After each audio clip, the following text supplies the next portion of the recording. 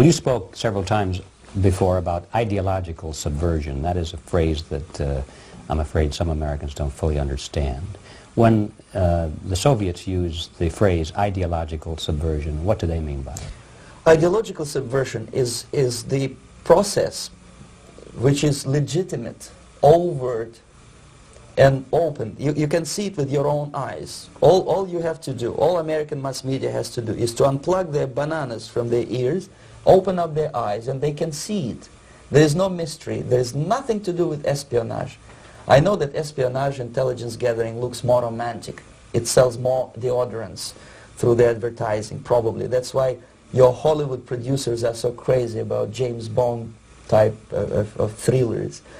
But in reality, the main emphasis of the KGB is not in the area of intelligence at all. According to my opinion and opinion of many defectors of my caliber, only about 15% of time, money, and manpower is spent on espionage as such. The other 85% is a slow process which we call either ideological subversion or active measures, активные мероприятия in the language of the KGB, or psychological warfare. What it basically means is to change the perception of reality of every American to such an extent that despite of the abundance of information, no one is able to come to sensible conclusions in the interests of defending themselves, their families, their community, and their country. It's a great brainwashing process which goes very slow, and it's divided in 4 basic stages. The first one being demoralization. It takes from 15 to 20 years to demoralize a nation. Why that many years?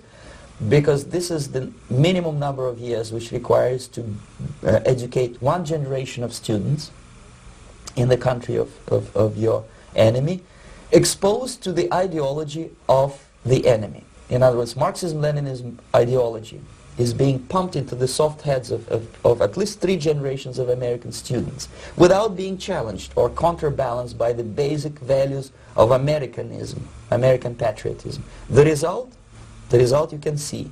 Most of the people who graduated in the 60s, dropouts or half-baked intellectuals, are now occupying the positions of power in the government, civil service, business, mass media, educational system.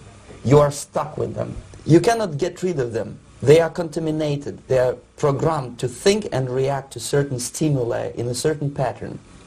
You cannot change their mind, even if you expose them to authentic information, even if you prove that white is white and black is black. You still cannot change the basic perception and the logic of behavior. In other words, these people, the process of demoralization is complete and irreversible.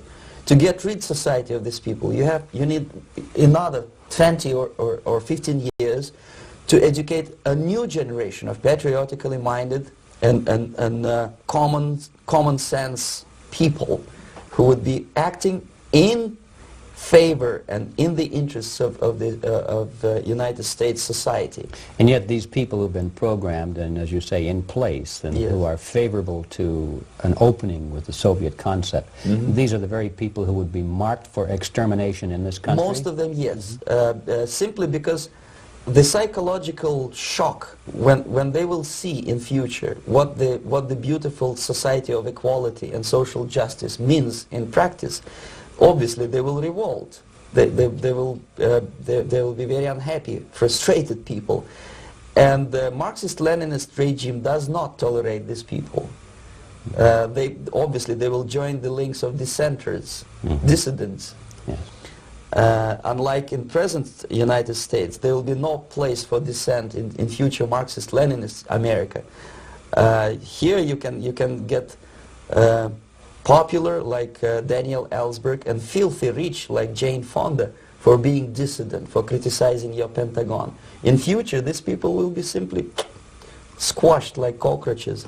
Nobody is going to pay them nothing for their beautiful, noble ideas of equality.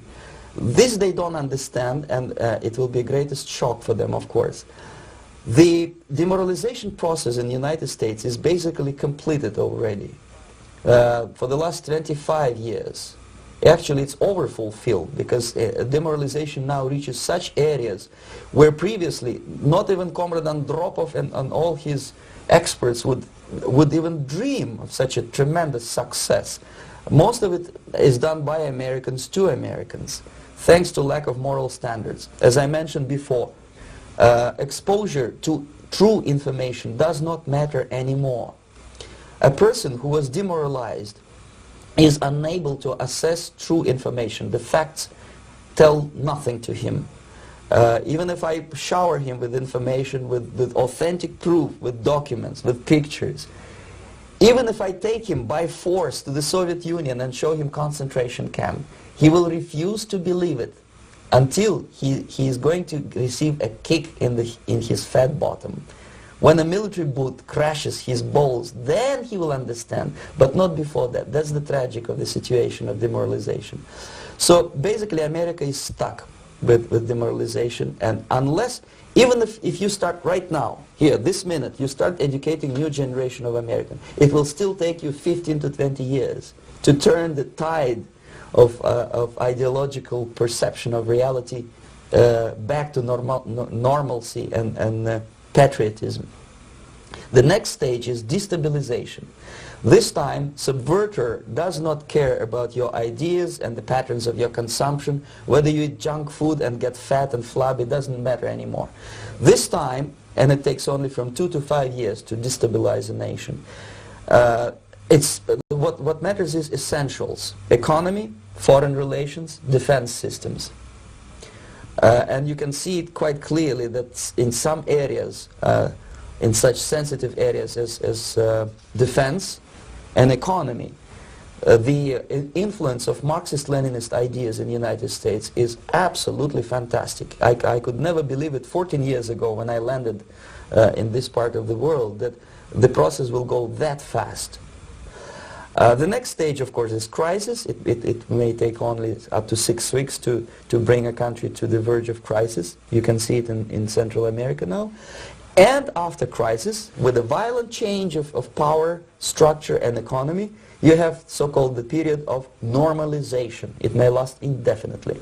Normalization is a cynical expression borrowed from Soviet propaganda. When the Soviet tanks moved into Czechoslovakia in '68, Comrade Brezhnev said, "Now the situation in brotherly Czechoslovakia is normalized."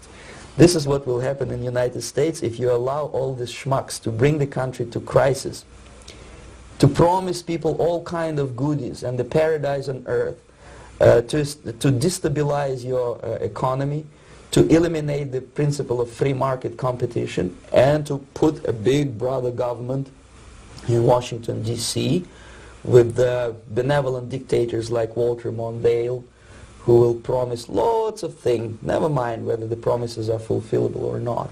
He will go to Moscow to kiss the bottoms of new generation of Soviet assassins, never mind. He will create false illusions that the situation is under control. Situation is not under control. Situation is disgustingly out of control.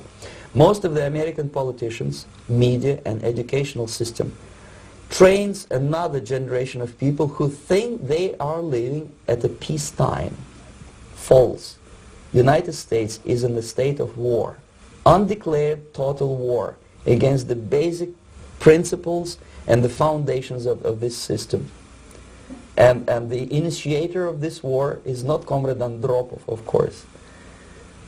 It's the system. However ridiculous it may sound, the world communist system, or the world communist conspiracy, whether I scare some people or not, I don't give a hoot. If you are not scared by now, nothing can scare you. But you don't have to be paranoid about it. What actually happens now, that unlike myself, you have literally several years to live on unless the United States wake up. The time bomb is ticking. With every second, the disaster is coming closer and closer. Unlike myself, you will have nowhere to defect to, unless you want to live in Antarctica with penguins. This is it. This is the last country of freedom and possibility.